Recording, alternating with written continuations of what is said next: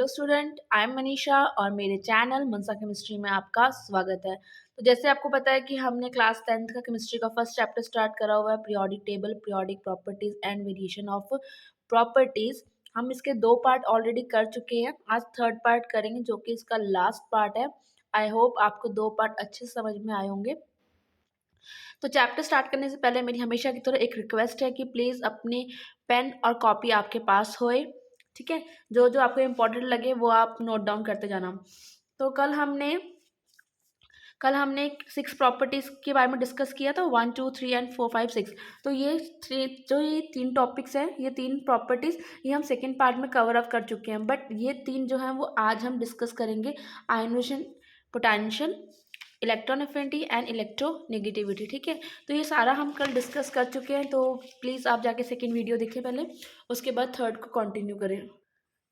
तो next topic है आपका आयनोजेशन एनर्जी। आयनाइजेशन एनर्जी क्या होती है कि जब भी हमने एक इलेक्ट्रॉन को रिमूव करना है, ठीक है, तो हमें कुछ एनर्जी की क्या होती है, रिक्वायरमेंट होती है। तो उस एनर्जी को हम क्या बोलते हैं, आयनाइजेशन एनर्जी। तो इसकी डेफिनेशन क्या है, the energy required to remove an electron from a neutral, मतलब क्या होता है जिसपे कोई भी चार्ज नहीं होता, प्लस माइनस का, okay. Isolated gaseous atom. Isolated word explain करने की ज़रूरत नहीं है, क्योंकि आजकल जब जब से कोविड आया है तो आइसोलेशन वर्ड का मतलब तो पता है ना, कि हमने अपने आप को आइसोलेट कर लिया। तो आइसोलेट का मतलब क्या है कि फ्री, एकदम फ्री, जो किसी एटम के साथ कंबाइन नहीं है, ठीक है, कोई भी कंपाउंड नहीं बनाया, उसमें से इलेक्ट्रॉन निकालने की हम बात कर रहे हैं। तो वो एनर्जी जो इलेक्ट्रॉन निकालने के लिए, रिमूव करने के लिए चाहिए होती है, हम उसको बोलते हैं आयनाइजेशन एनर्जी। आयनाइजेशन की जो यूनिट है, अभी एनर्जी के टर्म में है, तो इसकी जो एसआई यूनिट है, इसको हम एसआई यूनिट बोलते हैं, वो है आपकी किलो जूल पर मोल, ठीक है, किलो जूल मोल, ठीक है। ये इसकी क्या एसआई यूनिट है। अगर हम कहें कि इसको मेज़र किस में करते हैं, तो हम इसको मेज़र करते हैं इलेक्ट्रॉन वोल्ट में। इलेक्ट्रॉन वोल्ट पर एटम, इलेक्ट्रॉन वोल्ट पर एटम में, ठीक है। तो एसआई यूनिट इसकी याद रखनी है, इंपॉर्टेंट है, पेपर में पूछी जाती है। अब फिर वही क्वेश्चन आ गया, आयनाइजेशन एनर्जी डिपेंड किस पे करती है। अब उसकी डिपेंड की बात करते हैं। आयनाइजेशन एनर्जी डिपेंड, तो हमेशा की तरह 2 फैक्टर चलते आ रहे हैं। कौन से थे फर्स्ट, एक तो होता है हमारा एटॉमिक साइज, और दूसरा हमारा क्या होता है, न्यूक्लियर चार्ज।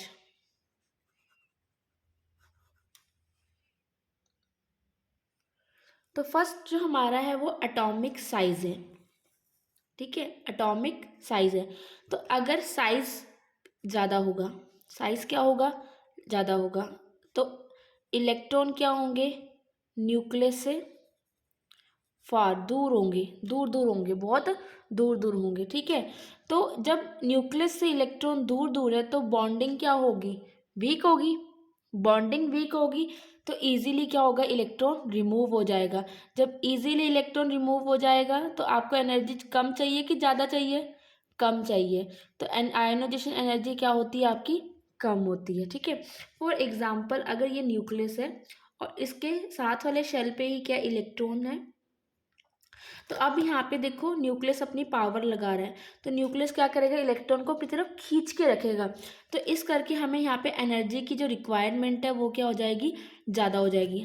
आयनाइजेशन एनर्जी आपको क्या चाहिए, ज़्यादा चाहिए, क्यों, क्योंकि न्यूक्लियस जो है वो इलेक्ट्रॉन को अट्रैक्ट कर रहा है, ठीक है, और जो ये बॉन्ड है इनके बीच में वो काफ़ी ज़्यादा क्या है, स्ट्रॉन्ग है। जितनी ज़्यादा बॉन्ड स्ट्रॉन्ग होगी, ठीक है, उतनी ज़्यादा क्या होगी, आयनाइजेशन एनर्जी ज़्यादा चाहिए होगी। पर जैसे ही अगर मैं बोलूँ इसका साइज़ क्या कर दें, हम ग्रेटर कर दें, ठीक है, साइज़ क्या कर दें, हम ग्रेटर कर दें, तो न्यूक्लियस की पावर पहले इस इलेक्ट्रॉन पे लगेगी, फिर अगले शेल वाले इलेक्ट्रॉन पे लगेगी, फिर इस वाले से। तो अब न्यूक्लियस फोर्स जो है इधर तक जाते जाते क्या हो गई है, वीक हो गई है, ठीक है, क्योंकि पहली शेल को पेनिट्रेट करते हुए दूसरे शेल को भी पेनिट्रेट करती तब पहुंची यहाँ तक, तो वो वीक हो गई। तो जैसे जैसे क्या हुआ, साइज बढ़ता गया, साइज बढ़ने से क्या हुआ, बॉन्ड न्यूक्लियर फोर्स क्या होगी, वीक हो गई, और इलेक्ट्रॉन रिमूव करना क्या हो गया, इजी हो गया। तो आयनाइजेशन एनर्जी क्या होगी, लो होगी, ये बात याद रखना। और साइज छोटा होगा तो इलेक्ट्रॉन निकालना डिफिकल्ट होगा, तो वहाँ पे क्या होगी, आयनाइजेशन एनर्जी हाई होगी। वैसे ही अगर मैं न्यूक्लियर चार्ज की बात करूँ, जितना ज़्यादा न्यूक्लियर चार्ज होगा उतनी ज़्यादा आयनाइजेशन एनर्जी क्या होगी, हाई होगी। ये बात तो समझाने की ज़रूरत अब नहीं है ना, क्योंकि न्यूक्लियर चार्ज क्या है, अगर ज़्यादा होगा तो इलेक्ट्रॉन को खींच के रखेगा, इलेक्ट्रॉन खींचेगा तो क्या होगा, बॉन्ड बहुत स्ट्रांग होगी, अगर बॉन्ड स्ट्रांग होगी तो इलेक्ट्रॉन को निकालने के लिए काफ़ी ज़्यादा एनर्जी की नीड होगी। तो ये तो यहाँ पे आपका फैक्टर हो गया ख़त्म। अब इसके देखते हैं पीरियड और ग्रुप में क्या वेरिएशन है इसकी। तो अब आप ये मुझे बताएंगे, मैं नहीं आपको बताने वाली, क्योंकि दो पार्ट में मैंने ये आपको पहले ही कह दिया था कि एटॉमिक साइज और न्यूक्लियर चार्ज में कोई भी कंफ्यूजन मत रखना। अगर इसमें कोई कंफ्यूजन आपको आ गई, ठीक है, तो कहीं ना कहीं प्रॉब्लम हो सकती है। तो ये याद रखना कि हमें दो टॉपिक अच्छे से आने चाहिए। अब देखो पीरियड में, पहले तो क्वेश्चन बताओ जल्दी से आंसर दो कमेंट्स में, पीरियड्स होते कितने हैं, ठीक है, कितने होते हैं, 7, कितने होते हैं, 7 होते हैं। और पीरियड्स होते हैं कहाँ पे, left to right, left to क्या होते हैं, राइट होते हैं, okay, left to right. Left to right हम जब जाते हैं तो क्या होता है बताओ, जब हम लेफ्ट टू राइट गए, जब हम लेफ्ट टू राइट गए तो क्या हुआ, शैल इंक्रीज हुए, शैल इंक्रीज हुए, नहीं, गलत। जब हम लेफ्ट टू राइट जाते हैं तो न्यूक्लियर चार्ज इंक्रीज होता है, न्यूक्लियर चार्ज इंक्रीज होता है, ठीक है। तो न्यूक्लियर चार्ज इंक्रीज होता है तो आयनाइजेशन एनर्जी भी क्या होगी आपकी, हाई होगी, आयनाइजेशन एनर्जी क्या होगी आपकी, हाई होगी, ओके। अब हम ग्रुप की बात करते हैं, ग्रुप, ठीक है, ग्रुप क्या है आपके, 18 है, 18 ग्रुप है, ठीक है। अब ये आप बताओगे कि इन दोनों में से हॉरिजेंटल कौन होता है और वर्टिकल्स कौन से होते हैं। तो टॉप टू बॉटम जाएंगे, ऊपर से नीचे को हमारा ग्रुप होता है। तो जब हम नीचे जाते हैं तो न्यू शेल्स क्या होते हैं, ऐड होते हैं।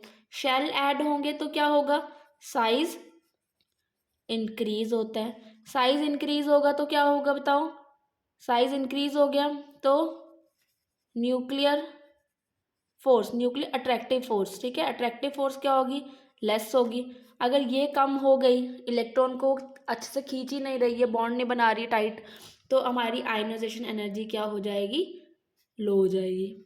तो याद रखना, along the period ionisation high होती है और डाउन द ग्रुप क्या होती है, आयनाइजेशन एनर्जी लो होती है, ठीक है। तो ये एक रेगुलर ट्रेंड है, इसको आप लिख सकते हैं, क्वेश्चन अगर पेपर में आए तो आप कर सकते हैं। वैसे ही नाइट्रोजन और फॉस्फोरस की कुछ एक्सेप्शन है, वो कॉन्फ़िगरेशन हाफ फिल्ड और fully filled, sorry, half filled होने करके होती है। तो ये बात आप याद रखना, जैसे कि नाइट्रोजन वाला केस है और नियोन जो नोबल गैसेज हैं, ठीक है। तो उसमें क्या होता है, आप 14 ग्रुप ले लो और 18 ग्रुप ले लो, तो वहाँ पे क्या होता है, जो कॉन्फ़िगरेशन होती है वो हाफ फिल्ड होती है, इस करके क्या होता है वहाँ पे आयनाइजेशन एनर्जी क्या होती है, ज़्यादा होती है। अभी डीपली मैं नहीं बता रही हूँ, अभी जस्ट ऊपर ऊपर से बताया, ठीक है, क्योंकि यहाँ पे कुछ ग्राफ में दिया हुआ था, देखो यहाँ पे कुछ ग्राफ में आपको दिया हुआ है, यहाँ पे इंक्रीज़ हो रहा है, फिर डिक्रीज एंड देन इंक्रीज़ हो रहा है। तो ये बात याद रखना कि यहाँ पे क्या होता है, फुली फिल्ड कॉन्फ़िगरेशंस हैं ये, और यहाँ भी ये हाफ फील्ड्स हैं। तो इस करके यहाँ पे क्या होता है, एक इंक्रीज़ होता है, इलेक्ट्रॉन निकालने क्या होते हैं, मुश्किल होता है, उसके बाद क्या होता है, फिर डिक्रीज़ होना शुरू हो जाता है। तो नेक्स्ट टॉपिक जो है हमारा वो है इलेक्ट्रॉन एफिनिटी, इलेक्ट्रॉन एफिनिटी। तो अभी जो पहले हमने एनर्जी पढ़ी वो कौन सी एनर्जी थी, कि जब हमने इलेक्ट्रॉन को क्या करना है, रिमूव करना है, तो हमें एनर्जी की ज़रूरत होती है। पर अगर हमने किसी चीज़ को ऐड भी करना है, ठीक है, जब हमने ऐड करना है तब भी क्या, कुछ एनर्जी क्या होगी, रिलीज़ होगी, कुछ एनर्जी क्या होगी, रिलीज़ होगी। तो उस एनर्जी को हम क्या कहते हैं, electron affinity. The amount of energy released, यहाँ पे वर्ड है याद रखना, released while converting a neutral atom to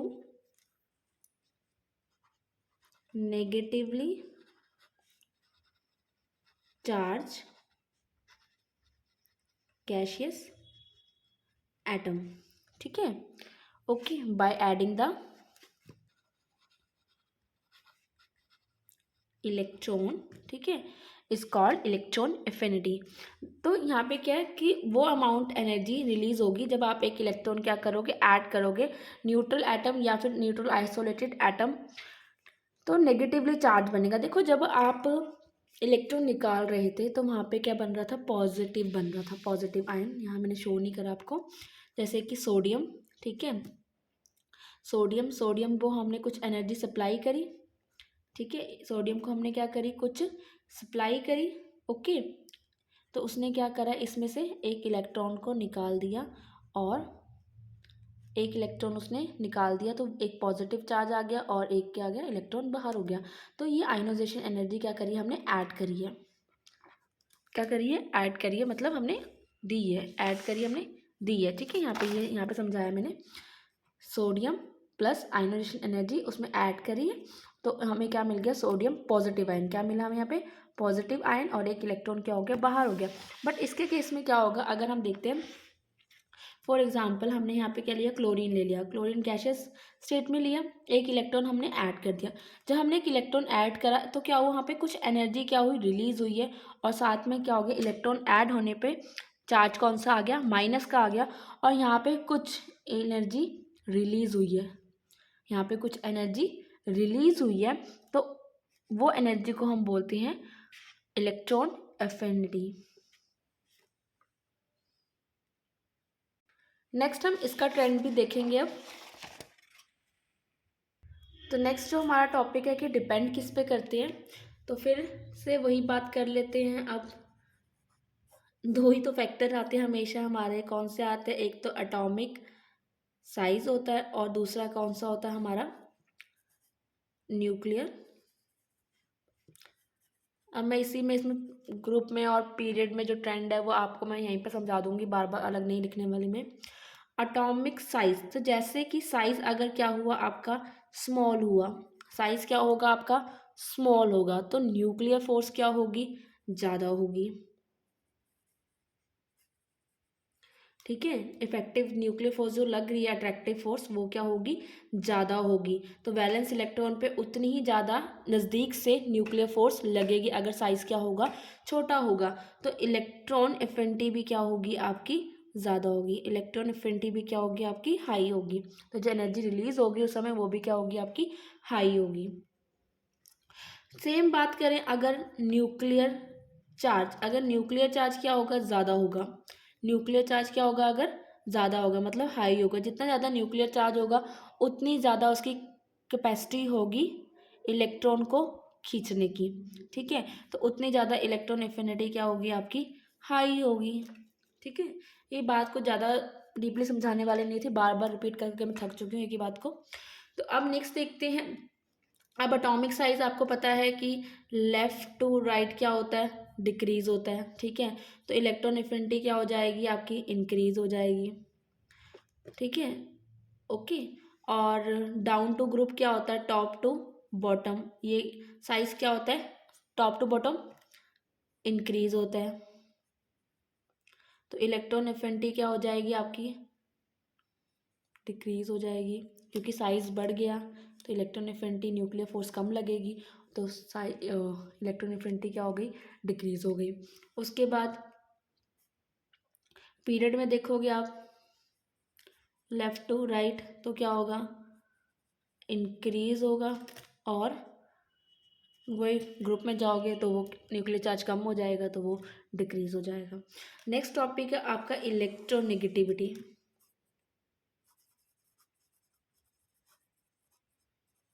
अगर जिसको यहाँ तक क्लियर है वो एक बार ही कमेंट्स में जाके ज़रूर लिखें कि ओके हमें समझ में आ रहा है। तो नेक्स्ट जो कॉन्सेप्ट है वो है इलेक्ट्रोनेगेटिविटी। इलेक्ट्रोनेगेटिविटी मतलब जिसके पास ज़्यादा पावर है इलेक्ट्रॉन को खींचने की, अपनी तरफ खींचने की, मतलब न्यूक्लियर चार्ज क्या होगा उसके बाद बहुत ज़्यादा होगा, इसी करके पॉजिटिव ज़्यादा है तभी वो इलेक्ट्रॉन को खींच पा रहा है। तो हम इसकी कह सकते हैं the tendency to attract the share pair of electron toward itself in a molecule is called electronegativity. It's called electronegativity. For example, अगर मैंने यहाँ पे HCl ले लिया, ठीक है, HCl हाइड्रोजन के पास क्या होता है, 1 इलेक्ट्रॉन होता है, क्लोरीन के पास क्या होता है, 7 इलेक्ट्रॉन होते हैं। अब जो क्लोरीन है, ठीक है, उसके पास क्या है, इलेक्ट्रोनेगेटिविटी उसकी काफ़ी ज़्यादा है, ठीक है। तो यहाँ पे जो इन्होंने कोवलेंट बॉन्ड बनाई होती है शेयरिंग करके, तो क्लोरीन क्या करता है, उसको अपनी तरफ खींचने की कोशिश कर लेता है ज़्यादा। मतलब कहने का तात्पर्य ये है आपसे कि वो जो शेयर पेड इलेक्ट्रॉन है उनको क्या करेगा, अपनी तरफ क्या करेगा, खींच लेगा, मॉलिक्यूल में अपनी तरफ क्या करेगा, खींच लेगा। तो इसको कहते हैं हम इलेक्ट्रोनेगेटिविटी। और एक ये डायमेंशनलेस प्रॉपर्टी है, इसकी कोई डायमेंशंस नहीं है। तो ये भी दो चीज़ों पे डिपेंड करती है। अगर इसकी हम डिपेंडेंस देखें तो ये भी दो चीज़ों पे डिपेंड करती है। फर्स्ट इज एटॉमिक साइज, अभी आप मुझे खुद बताओगे, ठीक है। और एक सेकंड कौन सा है, न्यूक्लियर चार्ज। ओके, इलेक्ट्रोनेगेटिविटी क्या था, मतलब न्यूक्लियर चार्ज ज़्यादा होना। न्यूक्लियर चार्ज कब ज़्यादा होगा, जब प्रोटॉन ज़्यादा होंगे, पॉजिटिविटी ज़्यादा होगी उसके पास। तो अगर साइज मेरा क्या है, स्मॉल है, साइज स्मॉल है, तो न्यूक्लियस की फोर्स इलेक्ट्रॉन पे क्या लग रही है, काफ़ी ज़्यादा लग रही है। तो इलेक्ट्रोनेगेटिविटी क्या होगी आपकी, ज़्यादा होगी, ठीक है। सेम अगर न्यूक्लियर चार्ज क्या होगा आपका, हाई होगा, तो इलेक्ट्रोनेगेटिविटी भी क्या होगी आपकी, हाई होगी। अगर साइज़ क्या हो जाएगा, बड़ा हो जाएगा, और जो इलेक्ट्रॉन है वो न्यूक्लियस से काफ़ी दूर चले जाएंगे, तो क्या होगा, इलेक्ट्रोनेगेटिविटी क्या हो जाएगी, अब न्यूक्लियस फोर्स क्या लगाएगा, इलेक्ट्रॉन पे कम लगाएगा, तो वो क्या हो जाएगी, लो, ठीक है।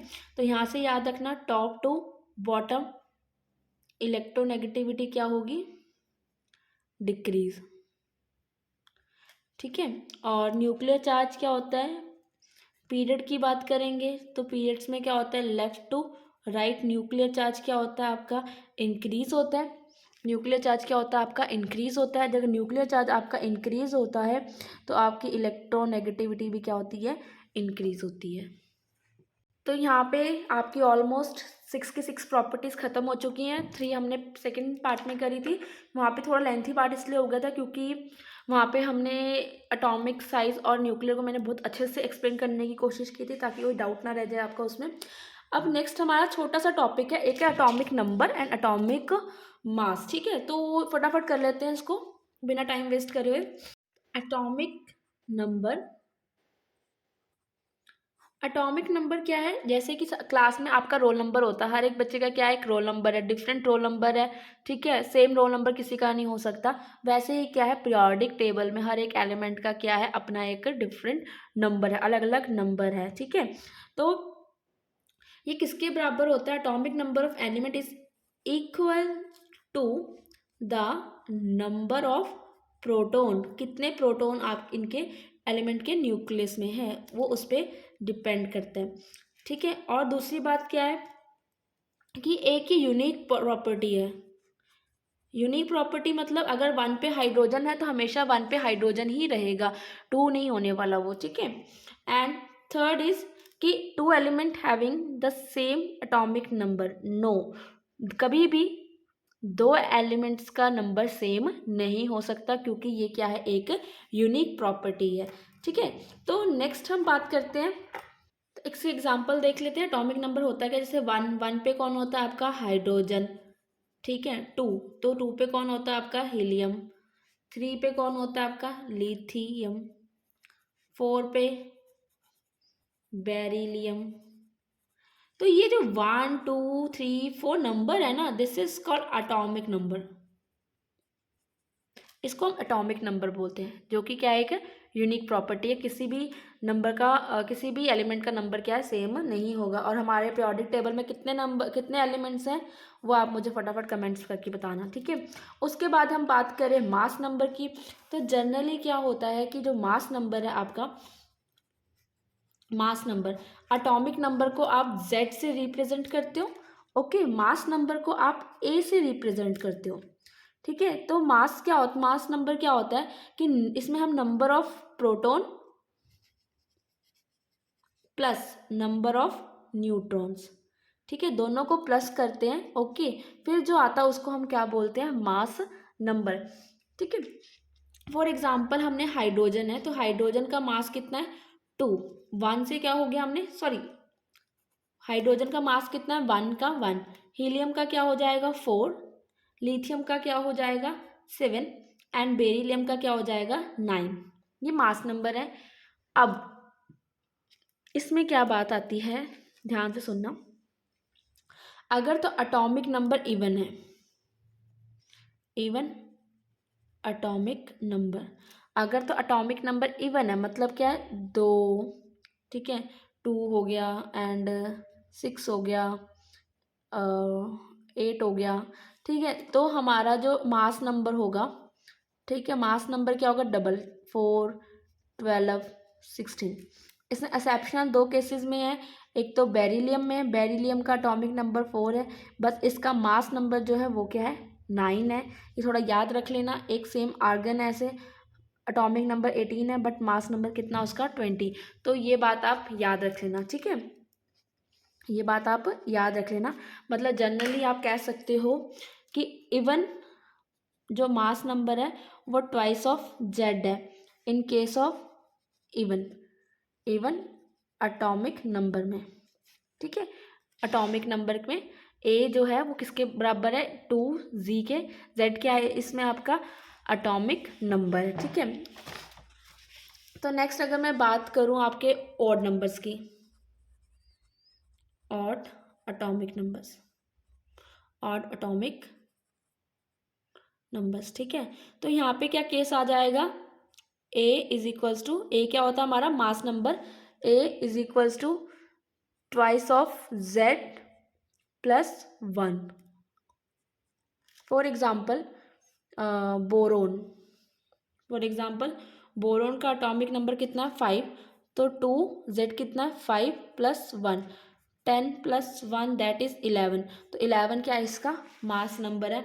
आगे हम बात करते हैं, अब कुछ रफली प्रैक्टिस कर लेते हैं। मैग्नीशियम, मैग्नीशियम एटॉमिक नंबर कितना है 12, तो इसका क्या हो जाएगा 12 क्या है 12 इज अ इवन नंबर, तो इसका तो सिंपल डबल ही करना है, तो कितना आ जाएगा 24 आ जाएगा, तो 24 क्या हो जाएगा इसका मास नंबर।